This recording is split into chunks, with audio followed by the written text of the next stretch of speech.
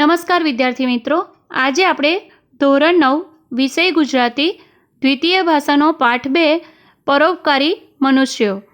તો આ પાઠના આપણે પ્રશ્નોના જવાબ જોઈશું. પ્રશ્ન નંબર 1, નીચેના પ્રશ્નોના ઉત્તર વિકલ્પોમાંથી શોધીને લખો. પહેલો, અંજની મટાડવા ડૉક્ટરે સલાહ આપી કે અ. હું સિંદૂર લગાડીને મટાડીશ. બ. હું ચંદન લગાડીને મટાડીશ. ક. આંજણી પાકી જાય એટલે હું નસ્તરથી ફોડીશ. ડ. તુવેરની દાળ લગાડો. તો આંજણી મટાડવા ડૉક્ટરે સલાહ આપી કે આંજણી પાકી જાય એટલે હું નસ્તરથી ફોડીશ. 2. લેખકને શીરો ખાવાની સલાહ કોણે આપી? અ. વિધવા ફોઈએ. બ. ટપાલીએ. ક. પારસી દોસ્તારે. ડ. મારવાડીએ. તો લેખકને શીરો ખાવાની સલાહ વિધવા ફોઈએ આપી. 3. ગાંધી વૈદ્યનું સહિયારું એટલે અ. કોઈને પણ છેતરવા નહીં. બ.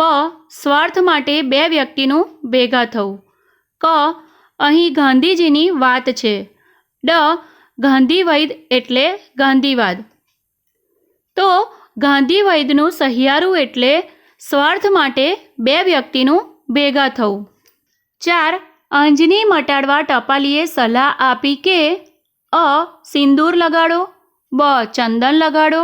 ક. ઠંડી દવા લગાડવી. ડ. તુવેરની દાળ ગરમ કરીને લગાડવી. તો આંજણી મટાડવા ટપાલીએ સલાહ આપી કે તુવેરની દાળ ગરમ કરીને લગાડવી. પ્રશ્ન નંબર 2, કારણ આપો. ફોઈનો ઉપાય લેખકને વધારે ગમ્યો કારણ કે લેખકના વિધવા ફોઈએ લેખકને ઘી ખાંડ લોટનો શીરો બનાવીને ખાવાનો ઉપાય બતાવ્યો.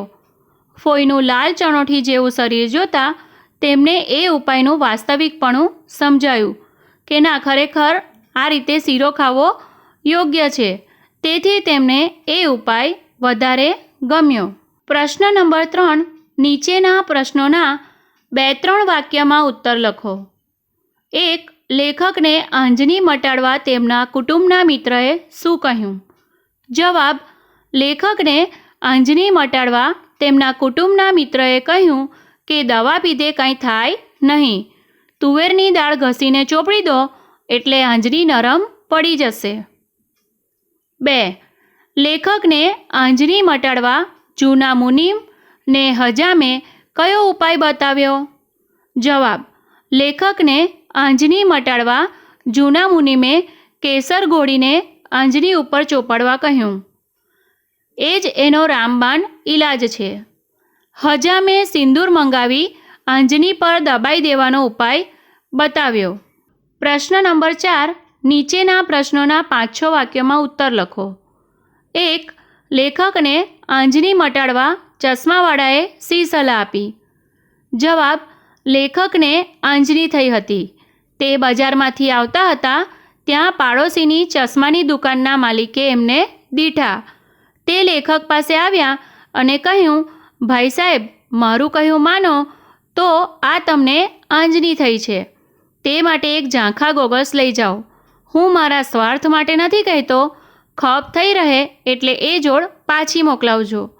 આમ લેખકને આંજણી મટાડવા ચશ્માવાળાએ ઝાંખા ગોગલ્સ પહેરવાની સલાહ આપી. બીજો પ્રશ્ન જોઈએ. પરોપકારી મનુષ્યની સલાહના પરિણામ વિશે લખો. જવાબ. સમાજમાં ઘણા પરોપકારી મનુષ્ય હોય છે. તેઓને કોઈને પણ વણમાગી સલાહ આપવાની આદત હોય છે. તેમની આ આદતથી સલાહ લેનાર વ્યક્તિને ફાયદો થવાને બદલે ઘણીવાર મોટું નુકસાન થતું હોય છે.